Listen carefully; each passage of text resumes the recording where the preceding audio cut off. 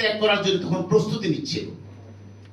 আমার কাছে বিশাল কোশ্চেন যে যে সময় আমি দেশ থেকে পালানোর জন্য চেষ্টা করতেছি, আমি জীবিত থাকবো কিনা মৃত থাকবো কিনা সে বিষয়ে কোনো ফয়সালা হয় নাই।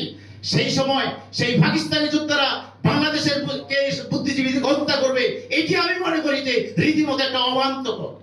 এটা আন্তর্জাতিক ষড়যন্ত্রের মাধ্যমে এদেশকে একটা দেশের রাজ্যে পরিণত করার জন্য বুদ্ধিজীবীদেরকে ষড়যন্ত্রমূলকভাবে হত্যা করা হয়েছে।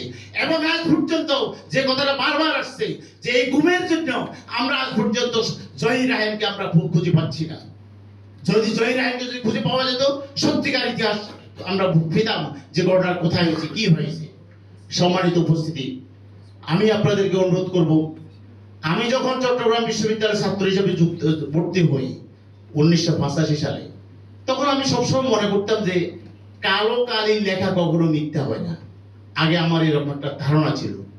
বিশ্ববিদ্যালয়ে ভর্তি হওয়ার পর আমি দেখলাম যে দৈনিক পত্রিকায় আমার বিশ্ববিদ্যালয় আমার হলে যে ঘটনা ঘটেনি তা এত সুন্দরভাবে নিপুণভাবে লেখে তুলে ধরছে। দেখার পরবর্তীতে আমি বললাম, এটাই কি বাংলাদেশের পত্রিকা? এটাই কি কালো লেখা, যেটাকে আমি এত গভীরভাবে শ্রদ্ধা করি, সম্মান করি? বাংলাদেশে আজ পর্যন্ত যতগুলো হত্যাকাণ্ড ঘটছে, যতগুলো ঘটনা ঘটেছে, সত্যিকার ভাবে প্রথম ভাবে আমরা সবাই জানি যে কোন একটা গোষ্ঠীর উপর দায় চাপানো হয়, কোন ব্যক্তির উপর দায় চাপানো হয়। 15 বছর 20 বছর পরে দেখি যে ওই লোক খালাস, আসলে প্রকৃত আসামি আরেকজন। এই বিষয়গুলো কেন হচ্ছে? একের পরে এগুলো বেশ কিছু ন্যারেটিভ তৈরি করা হচ্ছে। একটা জাতিকে প্রধানত করার জন্য আন্তর্জাতিক ষড়যন্ত্র চলছে।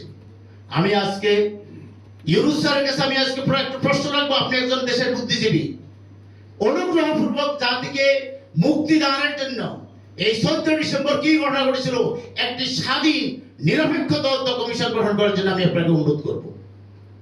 আরেকটা কথা আমি বলি, গতকালকে আমি রাত্রে যখন দেখলাম যে টিভিতে টকশো চলতেছে, আমাদের মুক্তিযোদ্ধা আখতারুজ্জামান সাহেব বক্তব্য রাখতেছেন। তাকে যখন প্রশ্ন করা হলো যে আপনি তো বলতেন আগে লক্ষ লক্ষ লোক শাহাদাত বরণ করছে 1971 সালে, এখন আপনি তার বিপরীত রাজনীতিতে যুক্ত হলেন, এটি কেন? তিনি বললেন যে এগুলো হচ্ছে রেটরিক বক্তব্য, এগুলো তো সত্য নয়। আমি আজকে অনুরোধ করবো, রেটরিক বক্তব্য আমরা জাতির সামনে আপনাদের শুনতে চাই না। আমরা রিয়েলিটি চাই।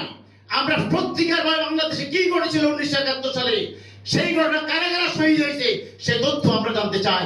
কারা কারা হত্যা করেছে সেই তথ্য আজ পর্যন্ত আমাদেরকে জানানো হয় নাই। আজ পর্যন্ত শহীদের লিস্ট তৈরি হয় নাই। আজ পর্যন্ত রাজাকারের লিস্ট তৈরি হয় নাই। শুধু আমরা বক্তব্য দিয়ে জাতিকে একের পর এক বিভ্রান্ত করতেছি আর জাতিকে বিভক্ত করতেছি। অনুরোধ করবো সবাইকে এই সমস্ত অপপ্রচার থেকে, এই সমস্ত মিথ্যা প্রপাগান্ডা থেকে জাতিকে নিষ্কৃতি দিন এবং জাতিকে একটা সঠিক দিশা দিন। যে সমস্ত শহীদরা জীবন দিয়েছে এদেশকে সত্যিকারভাবে স্বাধীন সার্বভৌম রাষ্ট্র হিসেবে পরিচালনা করার জন্য, তাদের সেই পথে আমরা জাতি যেতে পারে, সেই এতটুকু আশাবাদ ব্যক্ত করে আমি আমার কথা শেষ করছি। ধন্যবাদ সবাই।